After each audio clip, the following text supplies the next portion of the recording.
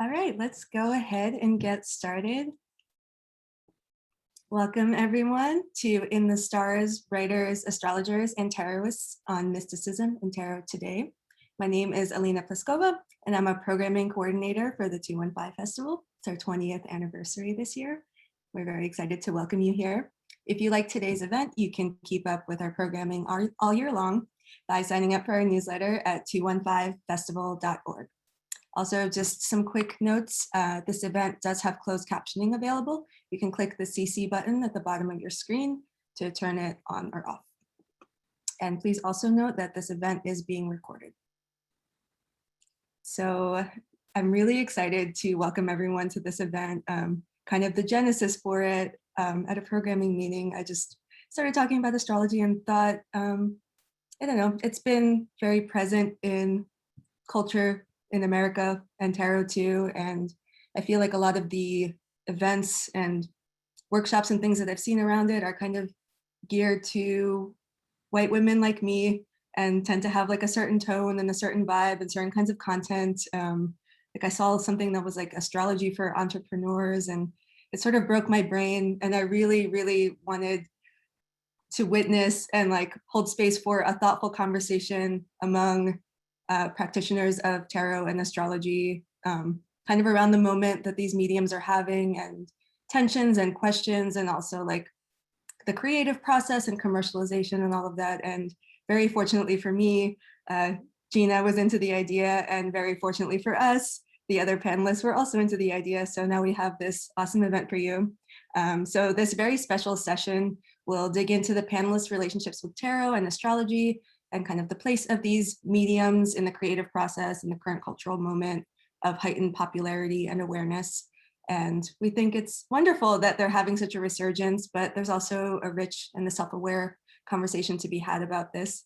So we're really excited to present this discussion today around misconceptions, commercialization, intersectionality, and more with regard to these mediums, featuring some of today's foremost astrologers and tarotists. So I'm going to introduce our panel, and then I'm going to disappear, and I hope you all enjoy this conversation. So moderating our discussion today, we have Gina Tomaine, who is a Philadelphia-based writer and editor, and the author of the Philly Tarot Deck Guidebook. Her features, essays, and commentary have appeared in New York Magazine's The Cut, Vice, Cosmopolitan, the Boston Globe, Yoga Journal, and Longreads, among others. She earned her MFA from Emerson College and has lectured as an adjunct professor in writing, literature, and publishing at St. Joseph's University and Rosemont. She's currently writing her first novel. And our illustrious panel, we have Claire Comstock-Gay, who's a writer and astrologer living in St. Paul, Minnesota. She's the author of Madame Clairvoyant's Guide to the Stars, and she writes about astrology for New York Magazine's The Cut. Jessica Dorr is a writer, tarot reader, and licensed social worker. Cameron Allen began his path to understanding mind-body awareness with a degree in health and sports science and psychology. Seeing that there was more to understand outside of the colonized education system, he began seeking understanding through direct experience with nature, astrology, herbalism, yoga, root work, and other indigenous modalities. And last but definitely not least, Alice Sparkly Cat is an astrologer. They use astrology to rechart a history of the subconscious, redefine the body in world, and reimagine history as collective memory. Their astrological work has inhabited MoMA, Philadelphia Museum of Art, and the Brooklyn Museum. They're the author of Post-Colonial Astrology, May 2021. And their website is www.alicesparklycat.com. And Instagram and Twitter is @AliceSparklyCat. And I'll be dropping links to everyone's work and various offerings throughout the event. I hope you all enjoy. Thank you so much, Alina. That was an excellent introduction. And thank you to the 215 Festival for having us all here today. I'm so excited and honored to be with such a wonderful group of thinkers, writers, astrologers, and tarotists. So as Alina said, we will be talking about these heightened popularity of both tarot, astrology, and other mystical mediums, and also just our relationship with those mediums and how we can work to make sure that there is a collective and communal care incorporated into those mediums, and how this increased commercialization plays into our relationship with it, as well as how particularly white women also can work to recenter others in these conversations. So we're going to start off just talking a little bit about how each of us came to form a relationship with these mediums. So I think to keep this a little conversational, I will let people jump in as they feel called to do so, and then I can direct questions to you as needed. So to start off, how did you first come to develop a strong relationship with your chosen medium? Whoever would like to jump in.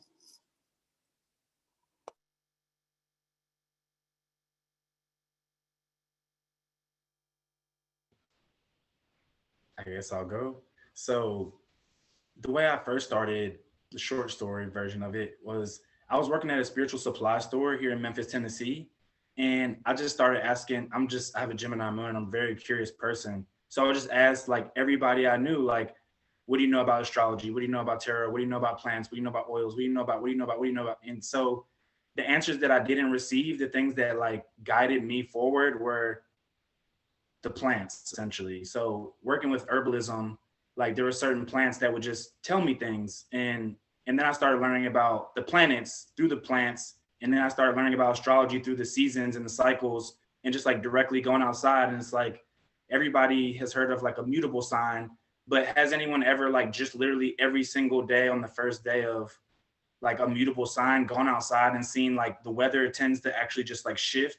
Like the next season like shows his face and then goes back. So that's how I was introduced to astrology. Yeah. That's beautiful. I love that.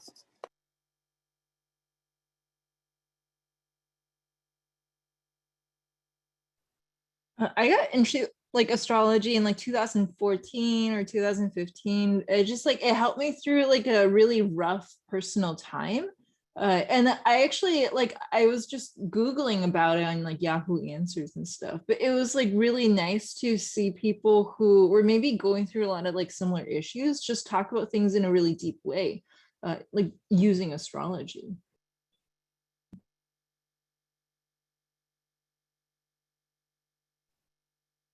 I guess I'll go.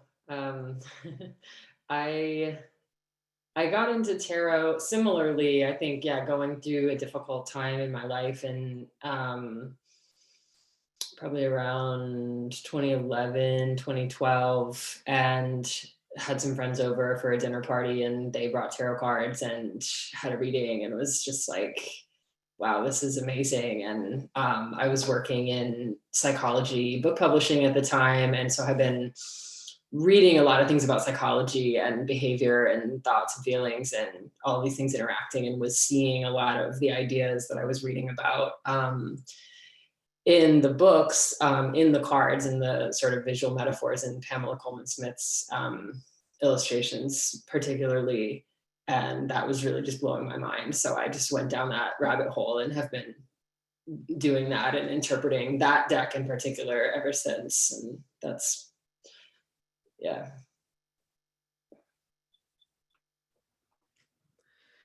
So for me, I started out on like hating astrology, to be honest.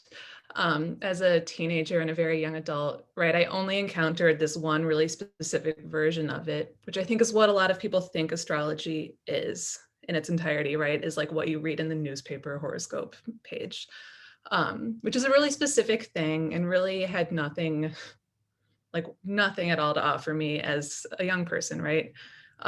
It's all about kind of climbing this corporate ladder or like hetero family structures. And so I thought that's what it was, and it wasn't for me. And then it was not until I was living in Brooklyn and hanging out in kind of like queer punk circles, and people were using astrology to talk about themselves and other people in just ways that were actually interesting, ways that actually kind of engaged with the world as I experienced it. And so for me, it wasn't at first necessarily about understanding myself or what I was going through, but like as a way to understand the people around me better. Thank you all for sharing that. That's really wonderful to kind of see what the origins are. And going off of what you just said, Claire, my next question was actually going to be, what are some common misconceptions that people carry about astrology and tarot? And what are your response to these characterizations? Considering many people will dismiss astrology and tarot, what would your response be to that? And again, anyone can jump in.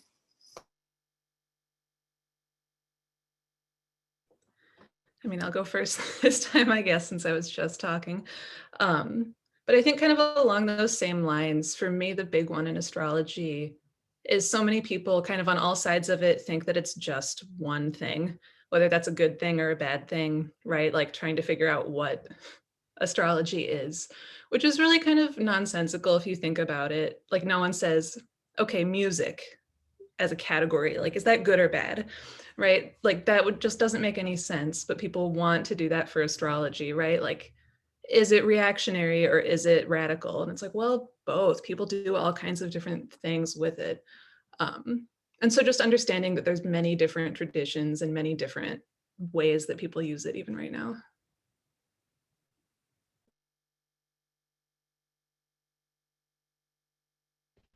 I think one misconception that I see often, especially in the general public, is just that astrology relates like specifically just to me, you know?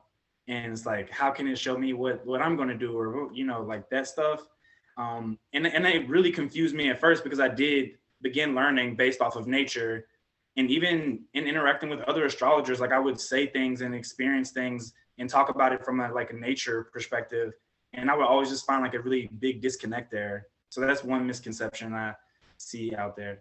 Also, another misconception, and this one is just one of my pet peeves. If you're an astrologer or you practice tarot, like everyone thinks your services are just like available at any moment in time. That's a misconception, right? Like you can't just walk up to me and like, I'm not going to ask you for bank advice if you work at the bank, you know? So that's one thing too.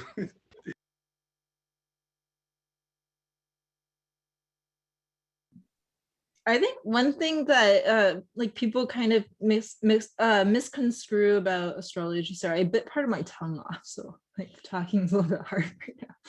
But Thank you for still talking to us. oh yeah, it's been a few days, so I don't, yeah, guys. I think one thing that people assume is that like somehow astrologers are like very serious people who are interested in a really silly thing, when it's the opposite. Like people use astrology to flirt with each other, to, I mean, write poetry, to do a lot of silly things, but we take it really seriously. Like, not because we can't make fun of ourselves, actually. I love the way you put that. I think that's so true. Does anyone else, does that resonate with anyone else? It does resonate with me. Everything that everyone has said resonates with me, even though I'm not an astrologer, but with tarot, I feel some of these things for sure. Similarly, I am actually curious, like, to the second part of the question about how do people deal with the misconceptions. I'm like super curious to hear what other people on the panel do, because for me, I just kind of don't care.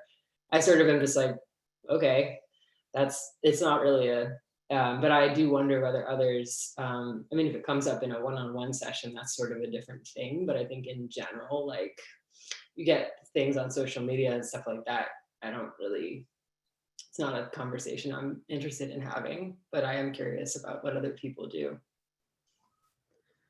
Yeah, I feel like that to me is a misconception, that people think that we're all like dying to defend ourselves all the time, right? People think that we really want to like duke it out over whether or not astrology is good.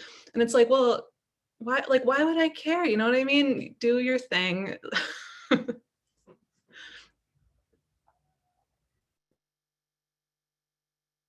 Yeah, I'm a depends person. Like it all just depends who the person is, what mood I'm in, and my mood shift really fast too. So, you know, sometimes I could just dismiss it as like, all right, cool, like that's your thing, that's what's up, you know. And then other times I often I ask questions back.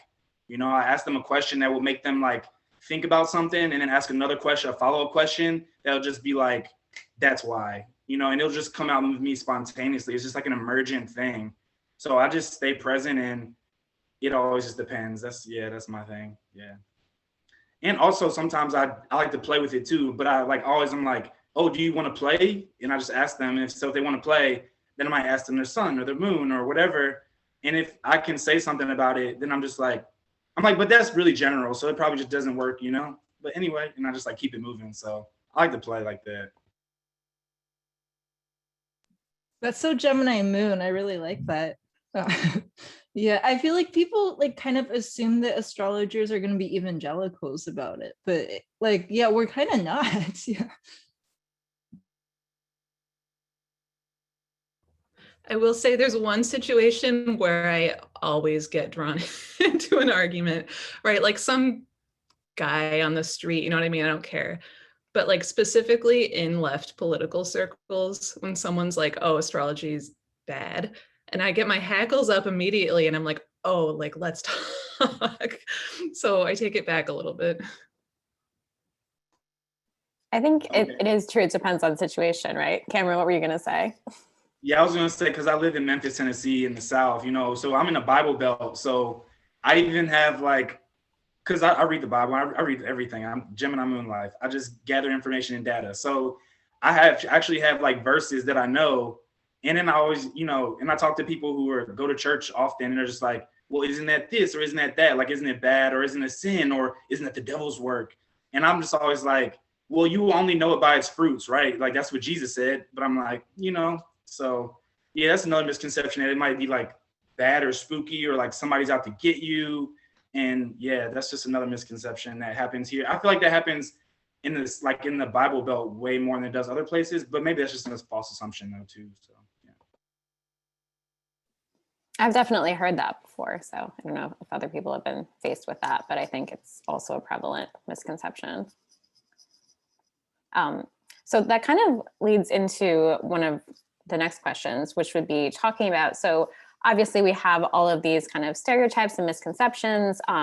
How would you characterize the current perception of astrology and tarot in popular culture right now? So the question is kind of pertaining to how is it different than it was maybe in previous decades or generations? And how do you feel about terminology like New Age? And that's several questions, so we can unpack, but I think it ties into what we're talking about.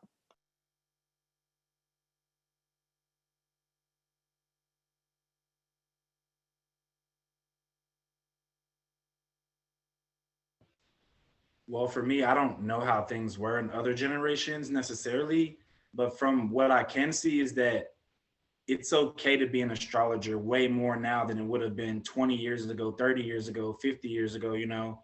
So that's one thing that I find is a positive. You know, it's more okay to be one just in general. And also work is more readily available for me, like as a practitioner. And I feel like that feels good, because a lot of things that I've liked throughout my whole life, it hasn't been that way. So that's one aspect of it.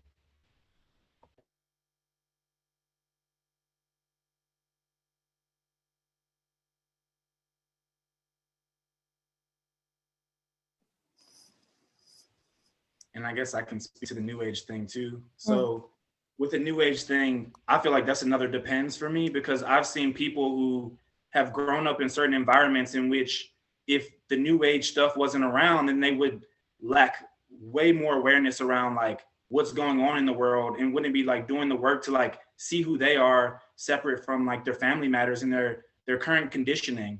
So in that way, like when I see that, I appreciate the New Age.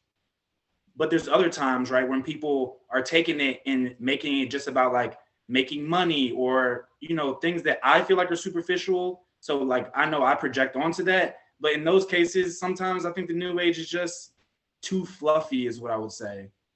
It's too fluffy. And also it's like maybe the only time I actually get angry about it is when concepts from the New Age intertwine with actually just like the truth of reality, and people tend to dismiss it. And that frustrates me sometimes. So that's just three different aspects. And I'm sure I have more, but those are just the ones that are emerging right now.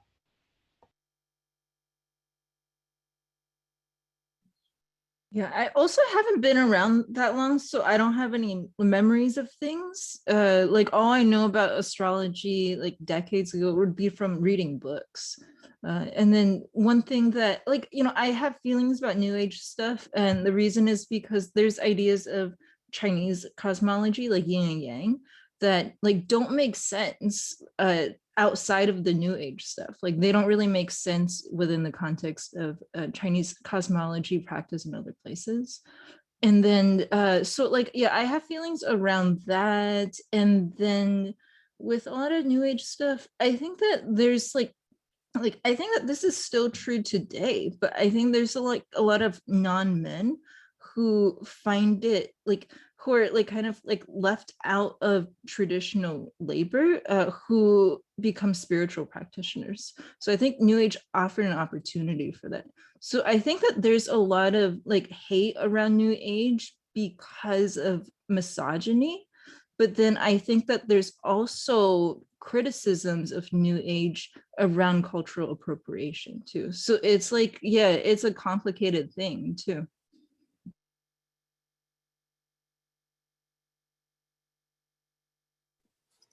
Yeah, I think those are great points. It's definitely very nuanced. On a, yeah, I don't know, different note a little bit maybe, but I feel like my main sense of kind of what the perception of astrology was in previous generations is from TV shows, right? Like on Murder, She Wrote, frequently an astrologer will show up, and without fail, it's this white woman in like flowing clothing who has a deep voice and is like very serious about herself. And right, like, was that how people saw astrologers in the 90s or whatever? I don't know. But I think there is a sense that astrology can be more fun and more playful, kind of like Alice Sparkly Cat was talking about, right? I think, you know, maybe largely because of Instagram, honestly, people see this play taking place in real time. Even if you don't consult with an astrologer, even if you've never met one, you kind of see all these different forms that astrology can take. Yeah, that's a good point. So how we can see how this heightened popularity could be both a bad and good thing. Can we talk about that a little bit? How is the heightened visibility and popularity, you know, playing out in a good way and a bad way? Does anyone have thoughts on that? And whether it's Instagram or TikTok or, you know, where is it showing up? Oh, I feel like I have really some concise. So in a good way, a lot of people are finding out who they truly are and breaking away and individuating from the conditioning of the society and the social norms that are just really distorted. And then on the other side of that, people are projecting their anxiety onto astrology as well, you know? So if you look up anything in astrology, you can find something that will make you feel anxious. And I feel like that's just like it's dysregulating a lot of people. So those are two like very distinct differences there that I find.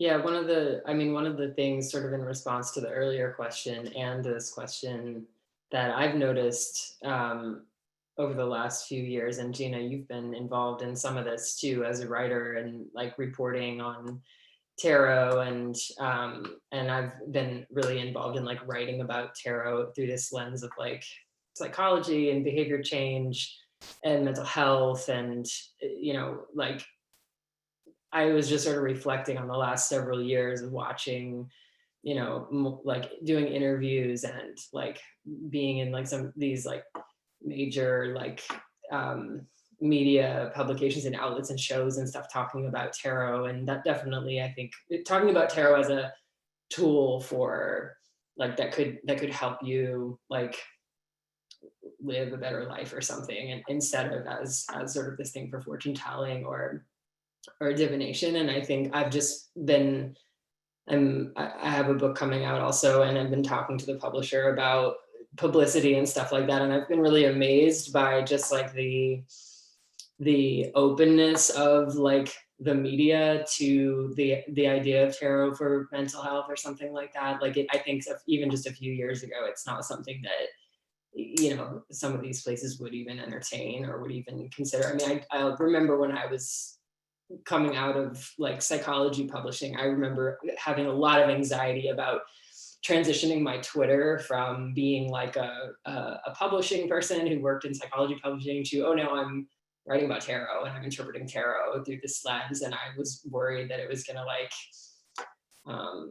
that people were gonna, you know, I mean, I got over it, but just reflecting back on how much that's changed now. And now I have, like in my classes, I have people, therapists and mental health professionals and people all the time who are really eager to figure out how to incorporate these things. And as you remember, Gina, a lot of licensed therapists like don't even want to be on record saying that they use tarot cards in their therapy and stuff. Like it was, I think I remember you doing the story and it was like hard for you to find someone that would, right? Did I make that up? I feel like that happened. No, you're absolutely right. And that was just, I don't know, it was like 2 years ago now, but I was reporting on tarot as a tool for, you know, for therapeutic purposes and like in psychology and with licensed counselors.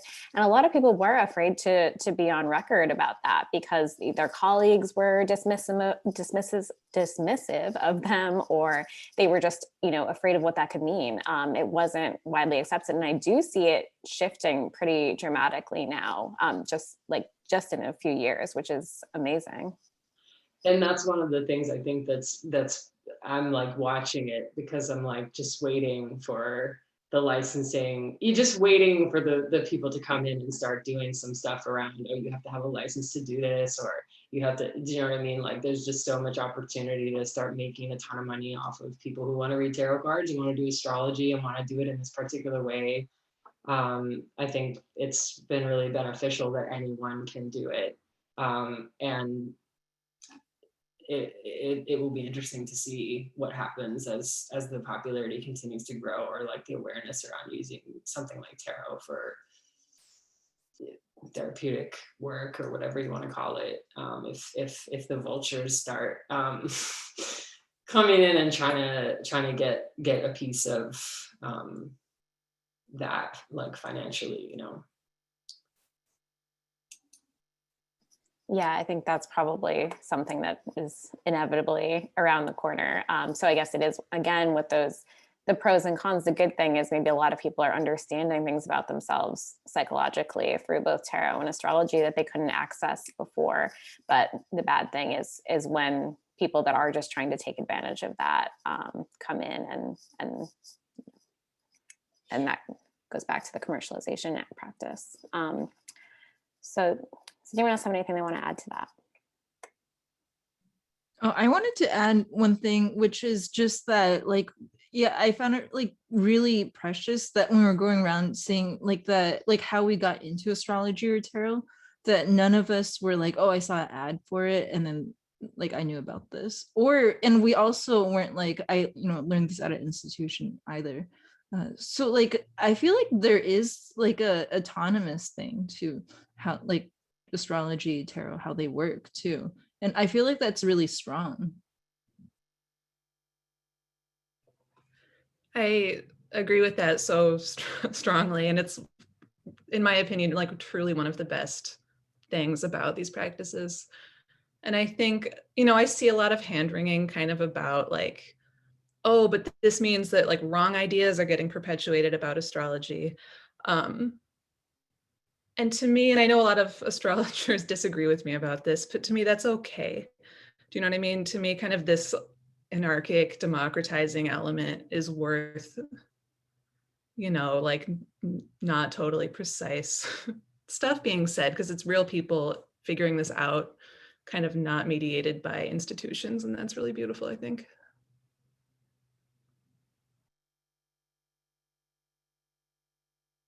I think there's just a beautiful softness in that approach, and I love that. And I really also love the idea of it being autonomous. And I think so many people probably that are listening to this and watching this right now would feel the same way, that they had a similar path where they came to it through some way that was entirely individual finding, and it made a difference. So that's really it's pretty incredible how that works.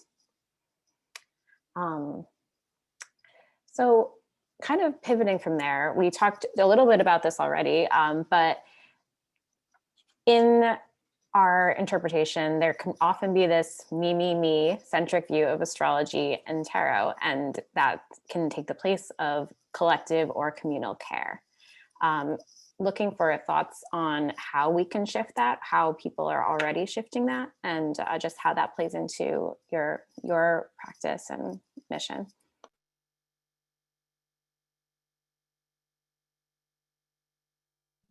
Yeah, I do have something I want to say about this, which like when I got into astrology, like what was relieving about it was that I was able to acknowledge myself. Like at that point, I wasn't really allowing myself to take up like space. I was only seeing myself in relationship to things. So I feel like astrology gave me a way to be curious about myself. But I think that what this question is asking about is like there's like certain things are kind of understood to be like in the horoscope columns and stuff. It's like, oh, like people are only interested in their career or relationship or something like that. And then yeah, that I feel like there's actually like not enough curiosity about the self. Like, you know, when these things are expectations. Yeah. So the like, yeah, the me thing, like yeah, maybe this is my Aries sun, but I'm like, yeah, there's nothing wrong with it. But then like, what's the curiosity about? Like, is it a curiosity about like how you got here? Like, you know, what's your place in the world, how you function, things like that.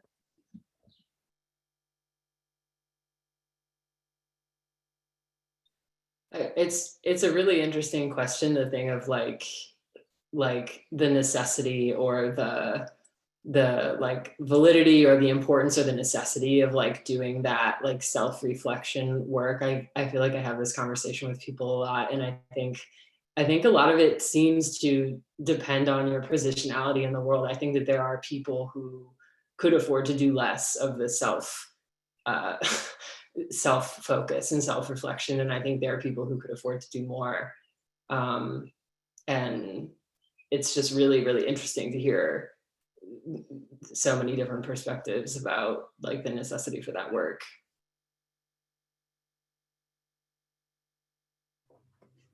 Yeah, in my own horoscopes, right? Like kind of my whole project is feelings, right? And believing that feelings matter and are kind of like real forces in the world as we live in it, right? And how to write about that with an eye to the bigger world that we share with each other also, right? Because I think lots of people in lots of circles kind of choose one or the other, right? Either feelings are the only thing that matters, which isn't any good either, or feelings don't matter at all.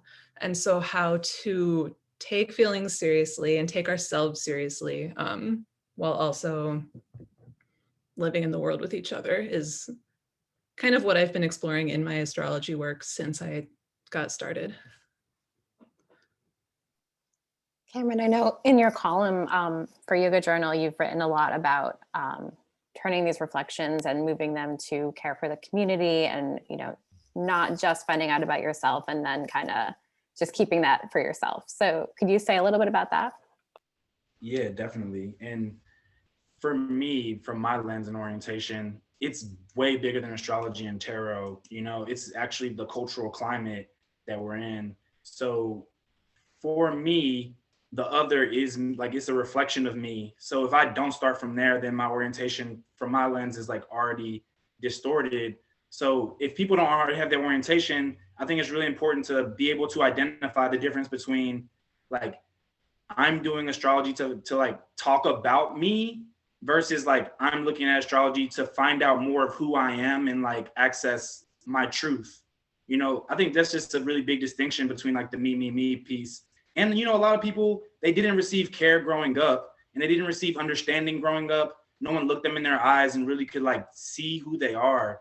So to look at a chart and to begin to do that as well is like, it's really important. And also, when we come from the orientation of like self and other being one thing or interconnected, then my gifts and me finding out about me is because my talents inherently are going towards the community and into others.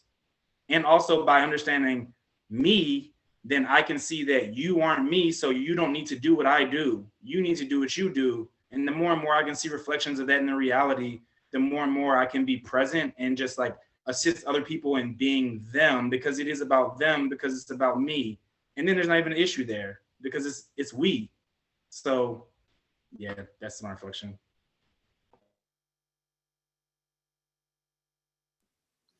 Yeah, I love that. That's great. Cameron, well, this is kind of back to you again. I had pulled some of the work that everyone did, just some ideas to reflect on. And I know you talked about this when you introed, but you mentioned, this is from your writing, I started to build a deep relationship with nature, which allowed me to decondition myself to access an underlying energetic architecture that weaves through all traditions rooted in the understanding of nature. Can you talk again about how nature plays into that practice, and maybe how other people can utilize a connection with nature to increase their own practice?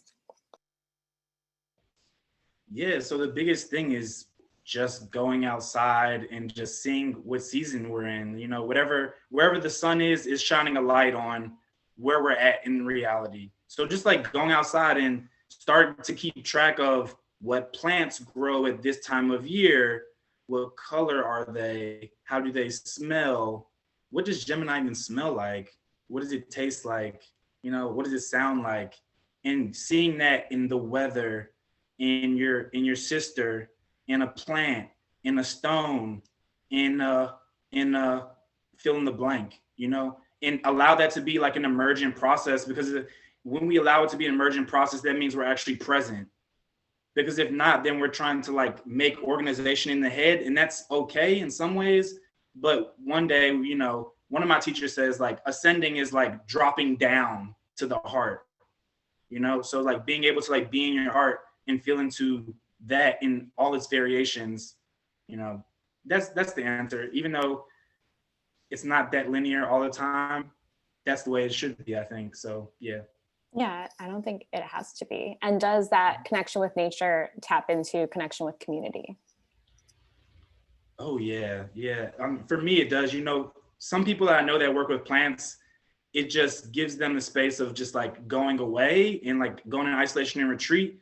But for me, it does, because in my experience, the plants would tell me what to give people, or you know, I would just hear, you know, or I would just be like, oh, that plant is like this and this person's like that. Oh my gosh, that's so interesting. And then it would just click in, you know?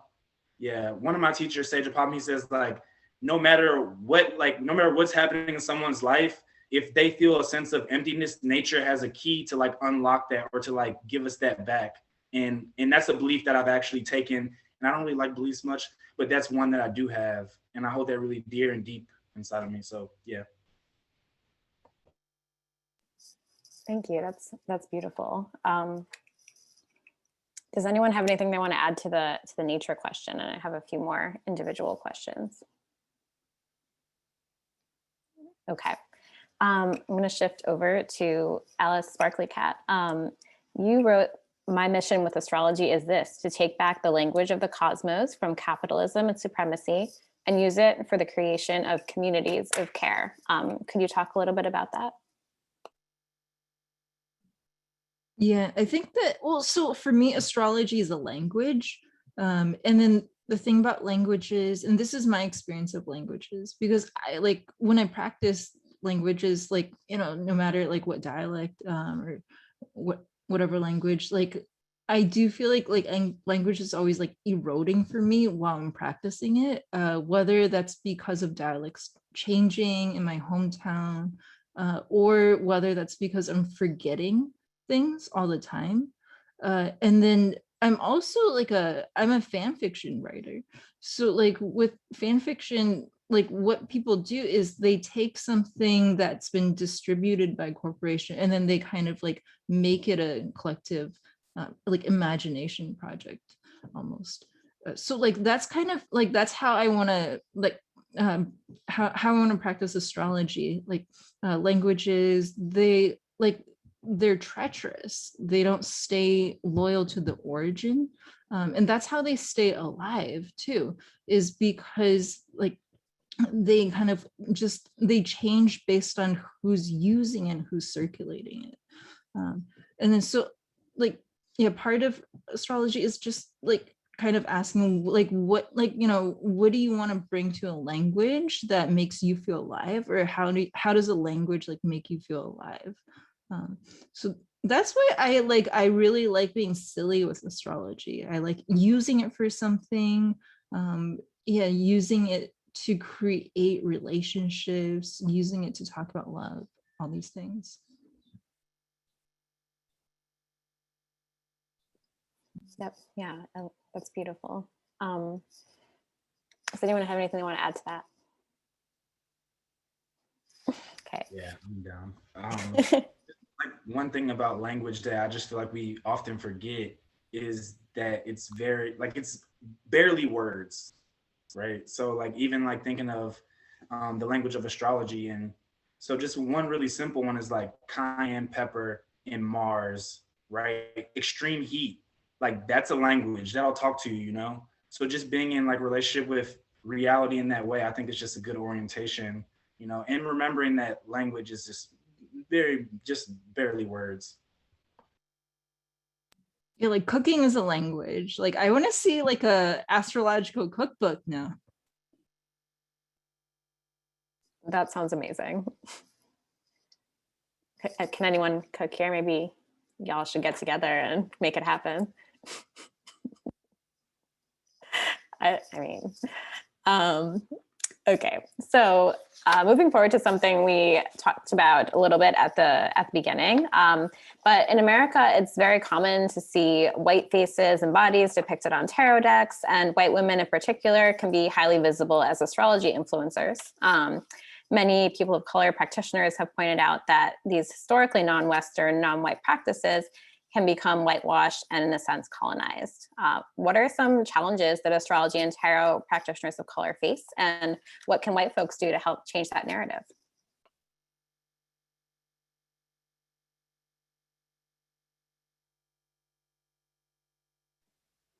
Alice Barclaycott, I feel like you literally wrote the book on this. So I would love to hear from you if you have thoughts. Oh, I have some thoughts. I guess like there is this feeling of like, well, astrology, like there's all these influencers, like an influencer is someone who like, you know, makes money by creating ads for something. So like, yeah, if you're practicing like reading, working with people, like you're not an influencer. So I think that like, you know, I don't know. Yeah, I'm not really sure how to answer this question, because like I feel like there's almost like two different parts of astrology. There's like an industry around influencers, but then there's practitioners. So like I don't really look at the influencer side, like, you know, and that's not to like hate on anyone. Like influencing, like creating content, like it's kind of a soft skill. People do it for survival. Like it doesn't matter how many followers you have. If you're like using ads for revenue, then you're an influencer. So I'm not like, you know, trying to hate on anyone, but like, yeah, that's not where my work is. So it doesn't like, yeah, it doesn't really enter my consciousness, or like, I'm not really sure what to say. No, that makes sense. And I think maybe the specifying with influencers isn't really the best way to take the question, but what about colonialism and astrology, just in a more general sense, as to the ways that it's depicted and practiced today? Yeah, astrology is associative. So a lot of the history of how we remember it is associative too. Like Roman astrology, Hellenistic astrology, like ancient Rome is not like part of the West, but it's remembered as being part of the West. So how we see it today is like neoclassicalism is very Western. Like there is something that kind of happens when there's a crisis in whiteness, when there's like when there's an absence of the left and fascism is kind of like thriving. Astrology tends to become more popular too, but not all the practitioners are fascists. Like a lot of the practitioners are also persecuted. So like you know, like, yeah, there's so many different types of astrology. And I think that something that's happening is like, whoa, like this language that's been circulating, like in relationship to the West, being remembered as Western, it's in the process of transforming too right now.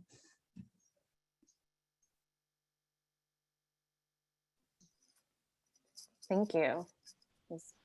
Yeah, something I can add to Yeah, it is please. because I've built my practice mostly just being in Memphis, Tennessee with the community. So something about me that I've realized, and I didn't realize it until I was like more in the astrological community, is just like I had already processed so many things in my life that I didn't care about that at all. And that actually didn't get any pushback or was no issue until like I got into the astrological community. I would just be like, because I just sometimes just like, oh, I don't care about that. And people are like, oh my gosh, and I'm just like, well, I don't care about it because what I really, really, really care about is Black people's nervous systems and breathing life into things. It's like, I don't need to dismantle anything because I know that that's not my thing necessarily, and if it is my thing, it's just like what is birthing forth for me when I'm bringing life to will like automatically erode other things if they're not true. And I also know like I have some friends who do work that is like tearing down things and getting rid of things and deconstructing things, and that lights them up.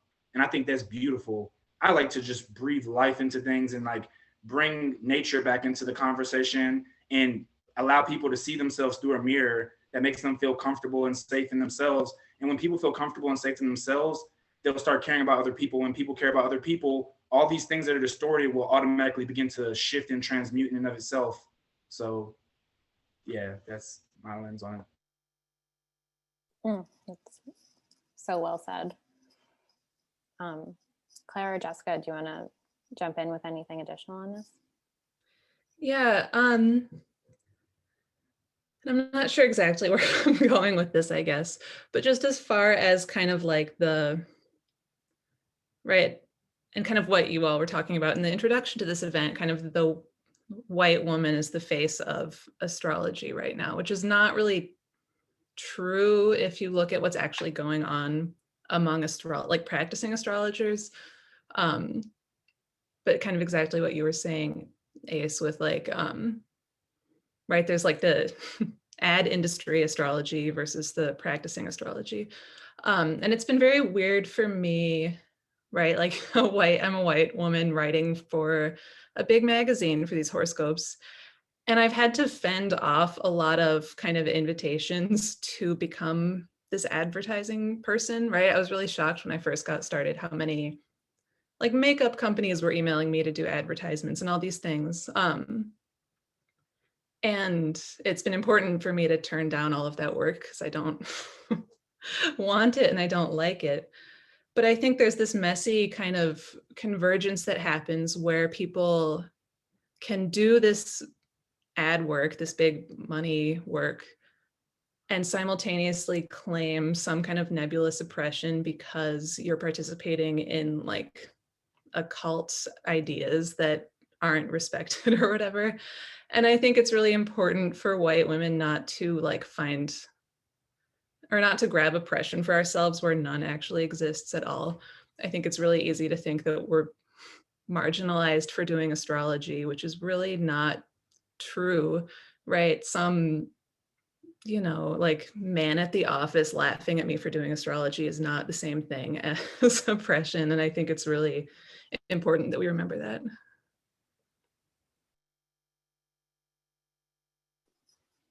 Yeah, I think that's an excellent point as well. And it is interesting how these kind of dual pillars of practitioners versus influencers in this whole commercial space are all sprouting up at the same time. And that's something I wanted to ask you all about as well. We were kind of talking about how you can now walk into Urban Outfitters and buy your throw pillow with your sun sign on it. You can buy a tapestry with your favorite tarot card on it. So how does the prevalence of tarot and astrology themed products and also apps, maybe like CoStar or other apps like that, change your relationship to these practices? If it does at all, it might not even be on your radar. And what does that kind of commercialization do, good or bad?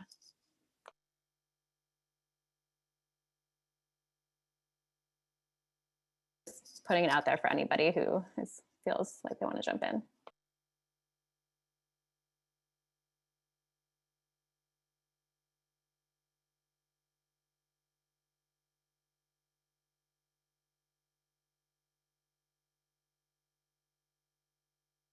We're also taking questions from the audience. So if anyone has questions that they want to ask, you can put it in the Q&A box, and we'll take a look at those and see if we can get to a few of those.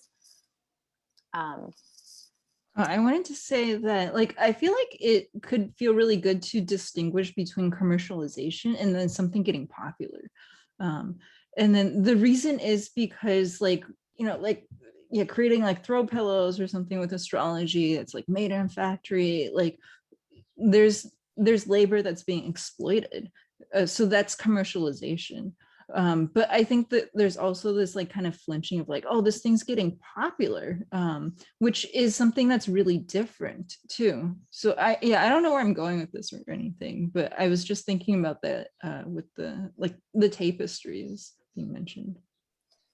No, I think that's a great differentiation, because I mean, that it's getting popular can be a really good thing, because so many people are finding this awareness they didn't have before and tapping into this resource that they didn't have access to. So I think that is really interesting. But then, like you said, the commercialization in some ways, when someone's just kind of exploiting something, you see that quite often. And I guess it's a complicated question. I don't think that there's a right answer one way or another, but I think it's just interesting to consider as we're all kind of operating in this space.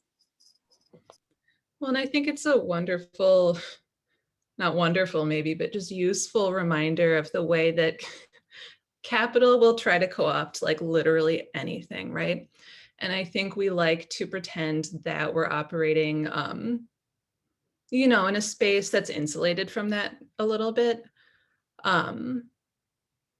And that's possible to greater or lesser degrees for different people, I think, in different communities. But like capital will try to turn anything into profit, right? And that's what we see with the Urban Outfitters products. And that's what we see with all these, like venture capital funded apps. And I think it's just really useful for us to remember, right, that there's nothing that's kind of inherently oppositional about astrology, right? It's situationally oppositional, but it's not, radical just because we do it. And I think we need to be, that's a little bit of a broad we, but just anyone who's interested in astrology, it's useful to think about the way you are using it and also the way that these broader forces in the world kind of want to make you use it. Yeah, I think those are beautiful points. And one thing I say, like when people talk to me like, oh, look what CoStar said to me, or, people say stuff like that. And I'm just like, well, is that true for you? And where did they get that from? Or what's the reference point of that? Like, is that you that they're referencing? Because sometimes I've seen things been said and it just didn't make any sense to me, So yeah, just people being able to attune to is this true?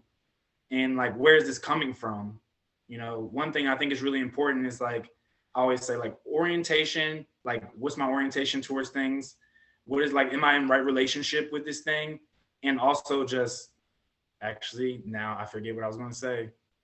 I'm just going to drop that. Yeah. If it comes back, I'll say it. Yeah, I wanted to add to I think I did know where I was going with it, which was that I feel like you see all these corporations taking over Pride and queer visibility, things like that too. And then it's it's confusing because then you get people calling it oh, there's certain genders that are trendy or whatever. But then it's well, the dismissal, it's not around the commercialization, it's around just change too. So I guess the point I wanted to make was if there's something that's popular and new, or astrology is not new too. If something's getting popular, I feel there's just kind of a like guttural dismissal of things that young people like. But then I think that there also is the commercialization factor of it, and that it can be like kind of tricky to distinguish between the two. Yeah.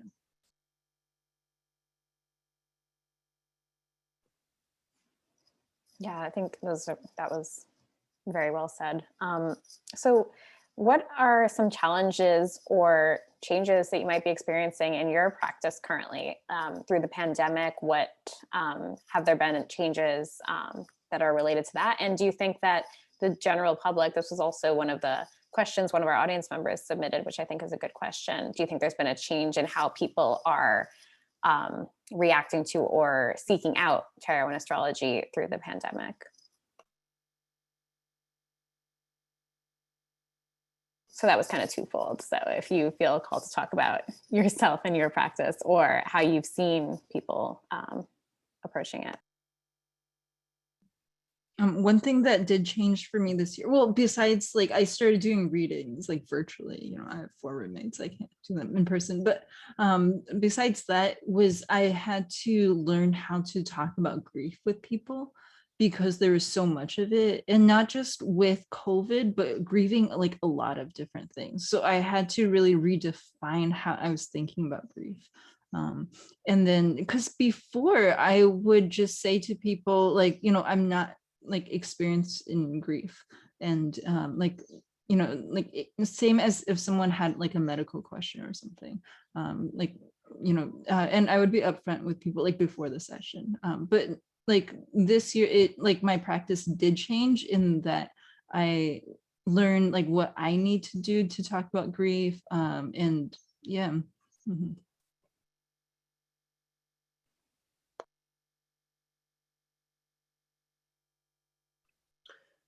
One of the things that has really changed in my practice, because I do a lot of writing, you know, publicly on social media, and I do like a daily tarot card on Twitter that I've been doing for several years, and that's been really challenging. Like I think when I started doing it, it was like a fun thing, and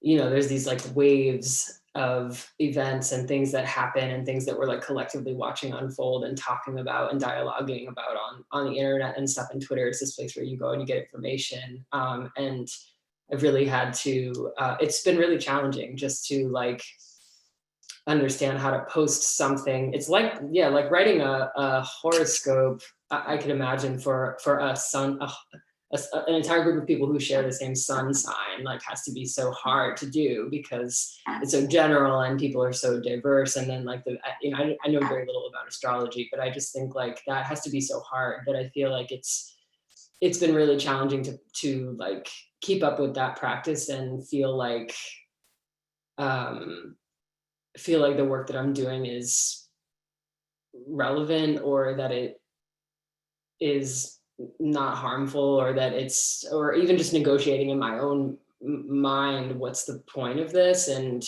what is it doing and why, it just in ways that I think I just didn't do in the earlier stages of that particular thing. And it's really hard, and there's no way to write, and I've had to really like learn there's no way to write one thing that's going to be the right thing for every person. And then my individual practice has changed so much. My sessions, my one-on-one sessions have become, I mostly ask questions. Like I do a 10-card tarot spread, and it used to be that I would share a lot of things about what I knew about the cards and we would have a great conversation. Now it's like largely I say a lot less, and I'm saying, oh, here's this and here's a question that's coming up, and it's like, and a lot of that I think just comes from just becoming so much more aware of how little I know about other people's experiences and how easy it is to make assumptions. And like oddly, like my Twitter practice of doing the daily card has like really helped me psychologically with that shifting in orientation, but it's been challenging.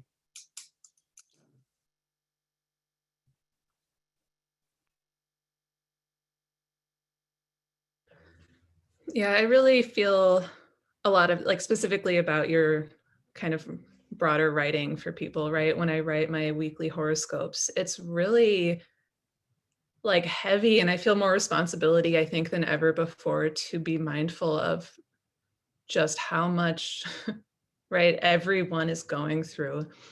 And in every one of these signs, like someone has lost someone, right? Like someone is really suffering. All these things are happening. I remember reading some random horoscope, someone else's online, and it was like in September maybe of last year, and it said, Sagittarius, like think back on all the wonderful adventures you've had this year, which is just like nutty, you know what I mean? And it's really easy to get into this horoscope mode, where you're just kind of doing your thing, and not really engaging with the world. I'll say, separate note, but something that I've been interested in that I think is really wonderful is kind of just the general public taking a much greater interest in the big transits, the outer planet transits this year, versus just like your own individual placements. People, just random people that I talk to, are a lot more conversant in like, oh, you know, what's Saturn doing? What's Pluto doing? And I think, you know, I think that's cool that people are learning these different parts of astrology. And I think when I'm feeling optimistic, it's a really wonderful sign that we're kind of taking an interest in each other and our collective fates and our collective futures, right? Yeah, age of Aquarius, right?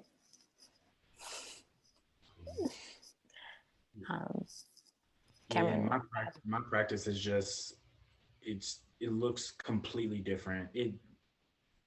I barely did online things last year for the most part, or like maybe like a year and a half ago now at this point. Barely did anything online. A lot of it was like very sliding scale, like meet me at Panera Bread, you know, like I got you, like, and so like stuff like that, and just being like every day, 5 days a week, 40 hours a week, sometimes literally a line of 8 people waiting. And it was more like the astrology of it was more like, what's your sun sign, while I'm like getting a herb for the other person, and then like asking you questions about your life and your health. And now, since then, I've made my own course, which did great. And I made my website, and now most of my stuff's online. I'm hopeful when things open up, I can get back with like the people here, you know, but it just looks completely different. And I started writing for Yoga Journal, and I also did stuff with Yoga Journal last year. It was the Live Be Yoga tour. So that was something that was really interesting, that shifted how I was practicing astrology, because I was doing like this Yoga Journal tour, and I was using astrology to like help with everything. And that was really cool. And I got to explore new things, and I got to become a student again of astrology. So I took a few classes and stuff like that. So it's looking a lot different. And also it was really interesting what Alice Sparkly Cat said too, because I felt like I got to grieve less, maybe in a sense, because since Saturn went to Capricorn, I was feeling the grief that was coming the whole time. And I was like feeling it, working with people, deepening in it. And then it was like as if when it went into the collective, something was like, Cameron, go rest and have space and like recharge, because more is to come. So yeah, that's what's been happening with me. That actually ties in. We had another follow-up question from the audience, which was, would you talk more about your changing relationship with grief in your practice? And that was a follow-up to Alice Sparkly Cat, but I think anyone could weigh in a little bit more if you're comfortable talking a little bit more about that. I think there's a craving for a little more information. Yeah. I think that when you're like doing this, like doing client work, like something that like the practitioner like kind of has to manage is this feeling of like, oh, I want to meet this person's expectations. So the reason why I wasn't doing grief work was because somehow like grief like that would really trigger that feeling inside of myself. Like I would always wonder, am I going to say something wrong? And then so like this year, like this last year, I had a Scorpio solar return moon, like solar return Scorpio moon. So like I did a lot of grieving this last year. There was a lot of family death for me personally in this last year. And then so I think I stopped worrying about whether I'm asking the right questions. And like, yeah, I feel like just a lot more confident in talking to people, like seeing the diversity of experiences. And that's not just with like grieving death. It can be about grieving like old senses of self, old relationships. I started to realize that like, well, you know, like this is something that I can do, like even, and I don't do it a whole lot because I still have like those feelings. If someone is like, hey, like I want a session to be focused on this, then I'm gonna say no. And yeah, but like I started to realize like, you know, like grief, like it's a part of experience, and it's something that like will just like show up in many different ways all the time too.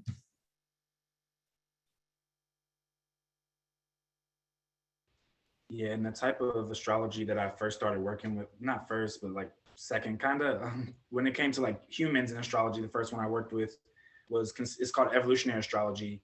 And from like day one, the first thing I looked at was like Capricorn. And in evolutionary astrology, Capricorn corresponds directly to grief. So, and I have 6 planets in Capricorn. So like, I feel like I ask a lot of questions around grief, you know, because in the society we live in, when it comes to grief, no one has taught me what it is or how it is, you know, how we should go about it. So I allow that process to emerge for myself, and I ask questions like, you know, have you celebrated, you know, loss, like just as much as you've like grieved it and it was like painful, you know? I just get really curious around it because everyone grieves differently. So yeah, that's something a little bit about it. Yeah, recently I learned that studying can be working through grief. Like if you're learning about something, and that was really exciting for me to learn. I hadn't heard that, but I think that's really fascinating, and I could kind of see that evolution. Thank you for sharing that. Does anyone have anything else to add on grief? Yeah, I was just gonna say, like, I think one of the things that's been frustrating about this time and doing work with individuals, because yeah, after once we weren't allowed to gather or weren't able to gather anymore in groups, the group work and stuff that was happening with tarot and stuff here in Philly, like wasn't able to happen anymore. But working individually with people, it's been frustrating to kind of really recognize how, like, I feel like a lot of the work in one-on-one sessions is like just saying, okay, we have this very small amount of time and the space is going to be like being with some of these feelings and processing them or talking about them, knowing that the time is limited and knowing that there's no infrastructure for that person to get off that call and actually have the space to, you know, it really puts you in a bind as a practitioner where it's kind of like you can't really go too much with somebody if you're working with somebody, you know, on a one-time thing.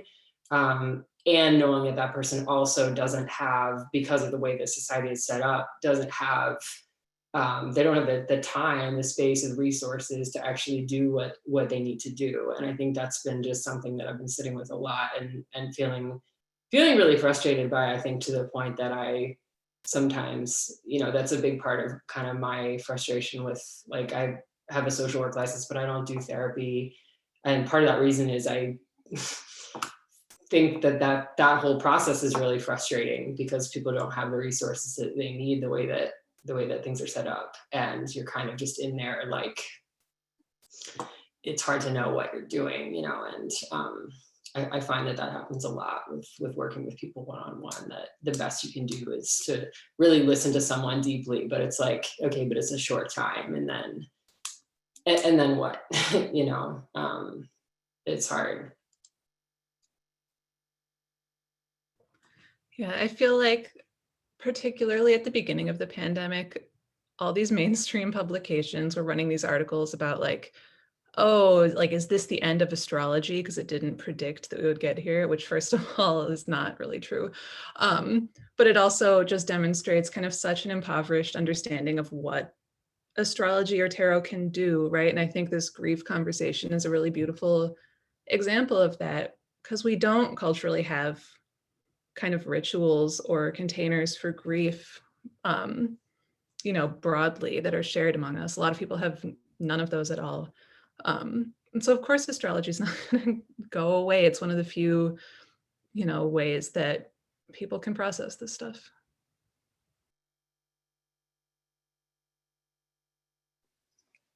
I think that what everyone is saying here is definitely really resonating with me, and I think similar to all of you, I came to tarot particularly and astrology to some degree, you know, during a time when I was struggling, and I think it really allowed me to access a lot of feelings and emotions in a way I hadn't been able to, and I think that's been true through the pandemic too, where it's just a place where there's space, and it's not necessarily offering answers, but I think having that space has been really valuable. So appreciate everyone sharing all of that.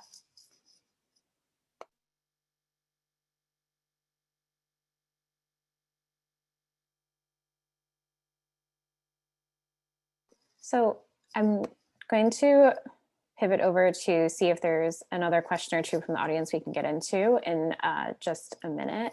And I was also wanting to, before we close out, as we're nearing 7, come back to each of you individually, what you are doing and working on right now. Because I know we talked about that briefly in the beginning, but I think everyone here is very passionate about your work or is excited to learn more. So I would love it if everyone could just speak a little bit about new projects and offerings that you have. And I'll just make sure we have time for that before I move forward to more questions.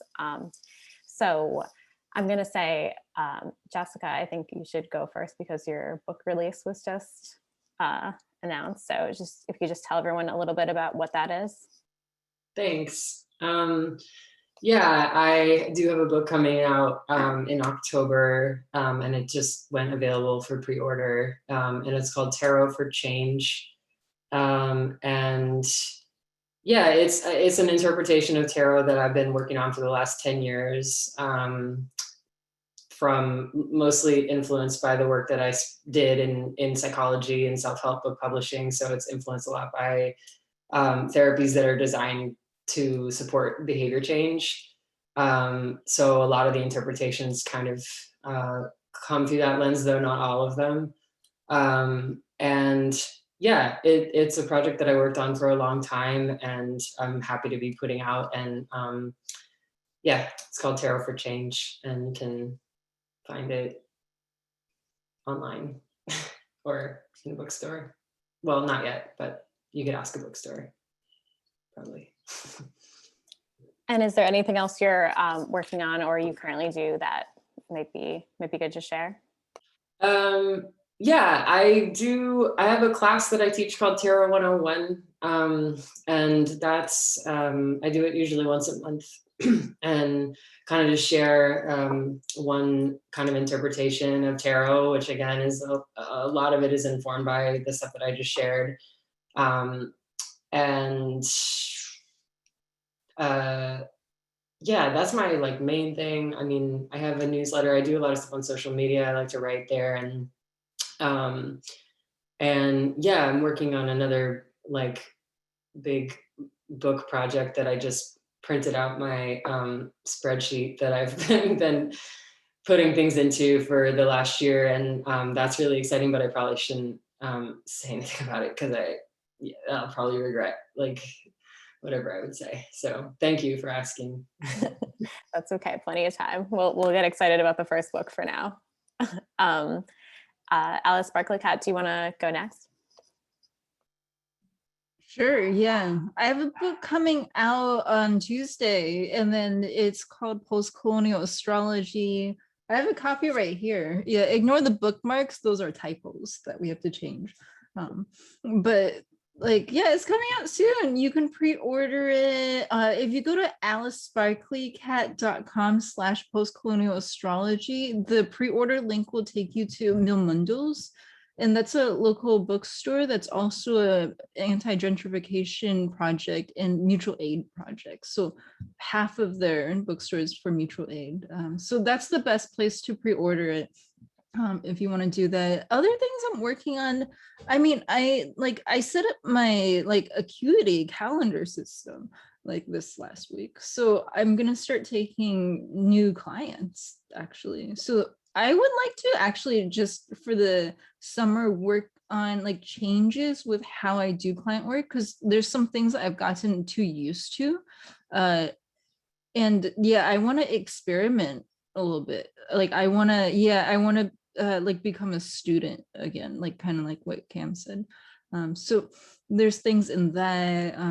Yeah, like, you know, like if you go to my website, I'm always writing things. I want to write like something soon about like Hunter x Hunter, the anime and astrology.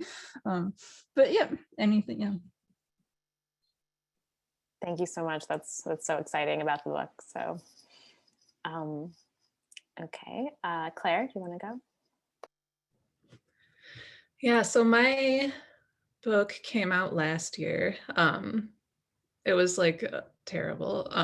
Just to publish a book in April of 2020 was like not the most fun time.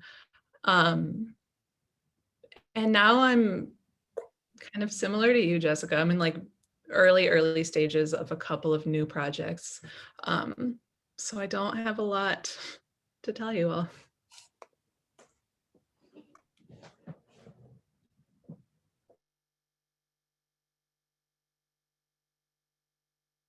I'm muted, but thank you so much. And I said the book's great if you want to check it out. Cameron, can you tell us a little bit about your offerings and what you're doing currently? Yeah, so I'm taking clients still, and I did have a course that came out last year called The Health Secrets of the Zodiac, and you can find that on my website. And it's just talking about astrology and the physiology, the physical side of it, and the emotional side of it, and the psychological side of it, and the spiritual side of it, and the part that goes with the crystals, and the part that goes with the plants, and the part that goes with where do you find that in nature, and you know, what kind of animal is that, you know, just a lot of different dynamics. Also, I have a section in there that's literally specifically about deconditioning each sign and deconditioning how we look at each sign, you know, just very simple things like people saying a Gemini is scattered, you know, when they could help teach a Gemini to be multidimensional instead of scattered, and, you know, and like how to help Geminis maybe not take in too much information because they might have a tendency to be scattered, you know, just simple things like that. So that's there. Right now, I've been doing a podcast with this company, Astrology Hub, called The Seeds of Light, and that's been really exciting. I've been getting to like talk about like how to be a better parent and working with like astrology. So that's been really, really fun. And then I write every month for a yoga journal, so you can find that yoga journal. And I think that's it right now. Yeah, that's it. That's a lot. That's great. Thank you all for sharing that. So, okay, I'm gonna do at least one or two audience questions, and then I will let everyone get back to the outdoors, which hopefully is still looking beautiful, or to further panels. Should all check out the rest of the 215 festival. But we had a question about using astrology as a tool to understand themselves. I'd love to hear more on astrology and tarot as tools for storytelling, especially for those who struggle to find the language for their experiences. So that's open to both tarot and astrology. If anyone wants to jump in on that.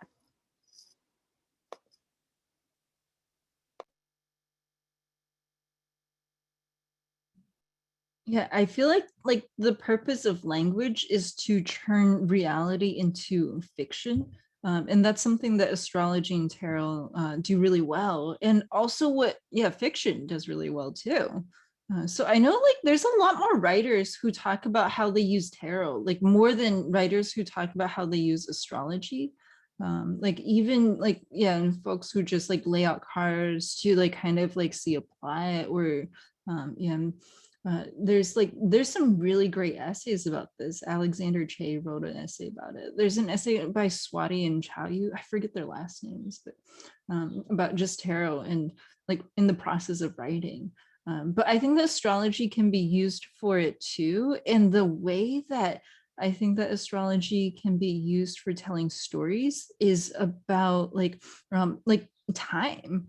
Yeah, is about like looking at how you characterize time, the experience of time, and change too.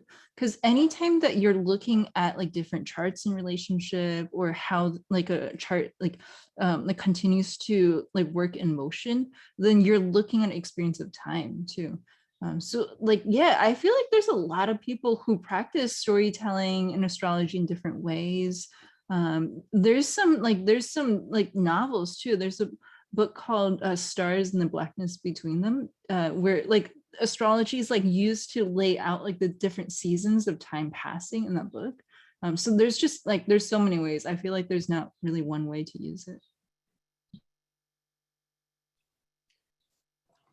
I think astrology for me can also be really useful for kind of like if you feel kind of stuck or trapped in like a story that you've told yourself about yourself, or a story that the world has told you about you, right? Astrology can really crack that wide open in a lot of ways. If you look kind of just at what is materially in the chart, it's often really different than kind of what like the culture tells you to think about things.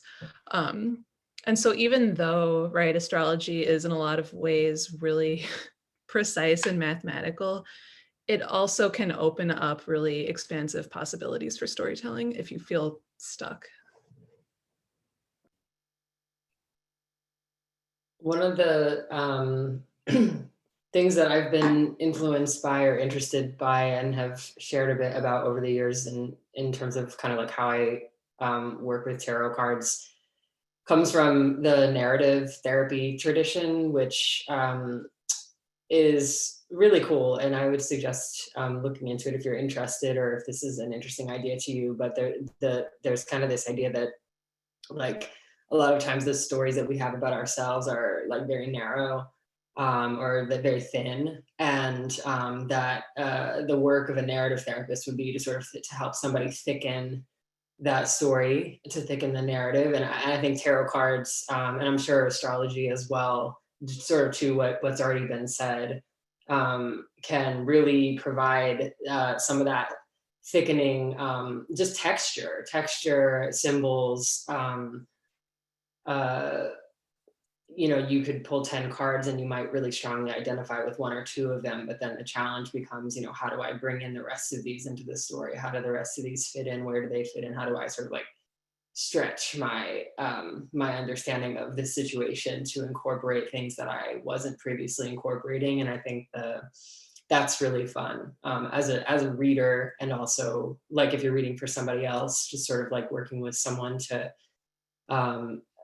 have them be able to walk away with, you know, because especially you notice when you're working with someone, and anybody who works one-on-one with people, you notice that people do this thing where they like have they have like the elevator speech about their life that they've prepared, oftentimes like they've thought about it for a couple of days about what they're going to tell you, or and it's like it's fun to get to say, okay, like let's take more time with that and really build it out, and bring in some of these things to thicken it. So I like that approach.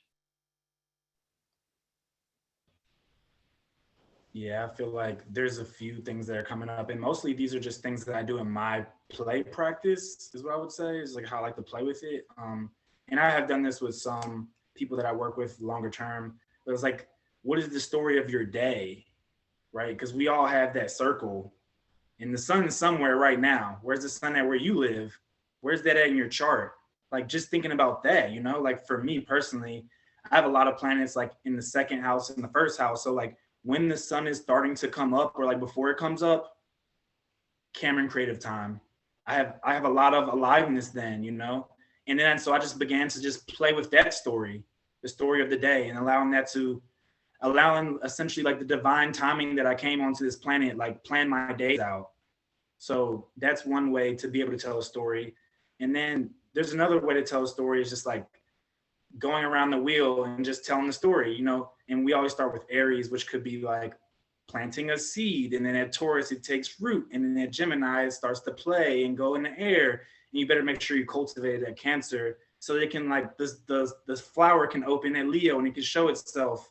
And then, you know, it could just go like that. And you can use that with anything that's happening in life. You would just have to put a different thing at the ascendant to play with the story, you know. So that's one way to go about it too. You have time for one more question. So this was in the Q&A and also in the chat. There was a question about tarot being based on intuition, whereas astrology is based on math, and if that is a barrier to people or what you think about that. So are there any opinions on that? Have you heard that before? So what is the panel's opinion that tarot is open to intuition and astrology is heavily based on math and fixed specifics? They didn't say the barrier part, I said that. Open to intuition sounds like, is it open to interpretation? Is that open to interpretation, what the person is driving at there? Yes, and someone else in the chat said that tarot is related to literature and astrology is related to math. So multiple people are discussing this. So I'm bringing it to you all. I'm not sure what the take is. Well, so from my lens and perspective, I mean, everything is whole first. So if everything's whole first, then I can have a linear, rational way of thinking, and I can use my intuition. And those things ideally would be wedded together, you know? So that's the way that I look at everything in life in and of itself. I think it's irrational not to use your intuition. So, you know, intuitively, I would also use my discernment and like use my linear thinking. So I think those things should only be taken apart to be put back together in a more refined manner. So that's life in and of itself to me. Yeah.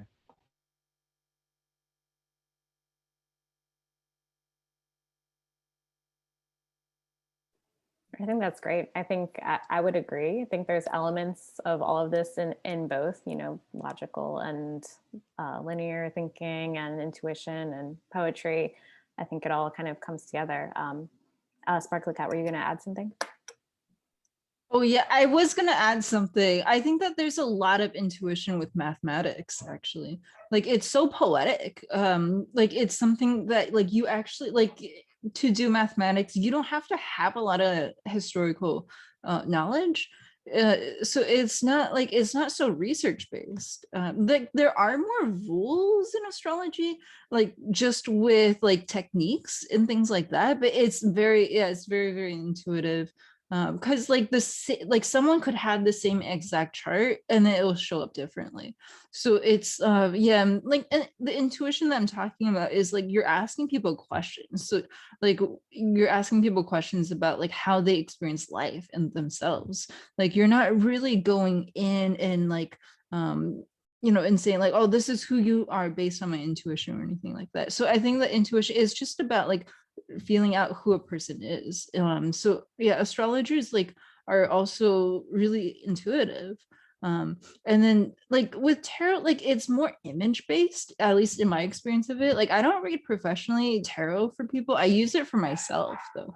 And then so I just like I like how it's very image based.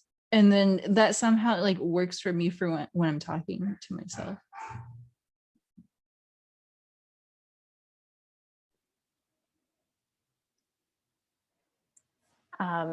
I think that would be all the questions for the audience we probably have time for. I know we're about to go over. This has been such an incredible panel with you all.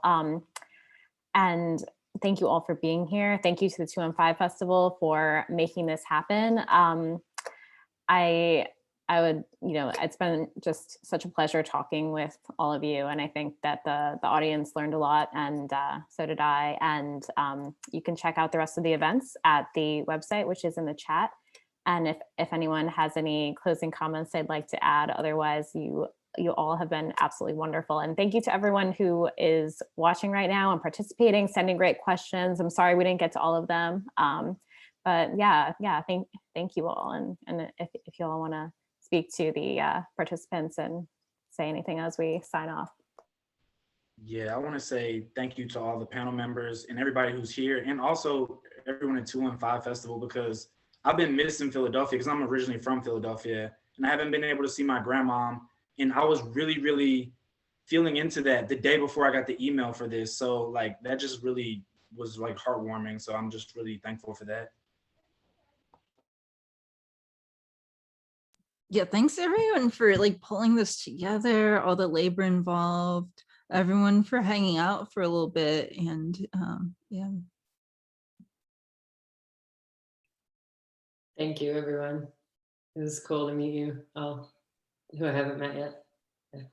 Thanks to everyone who's here listening. I wish we could see your faces, but that's okay. Yeah, just echoing everyone's thanks. This was so wonderful, like just to be on a panel full of people with really interesting and like wonderful perspectives on all this stuff. Right, yeah, it was just refreshing and wonderful, and the audience questions were great, and the 215 team were perfect. This was so smooth and so wonderful, so thank you all. Yeah, and shout out to Alina for dreaming this panel up. So thank you. Okay, yeah. Thanks everyone, and enjoy the rest of your evening. And yeah, follow up with everyone and follow along with their work.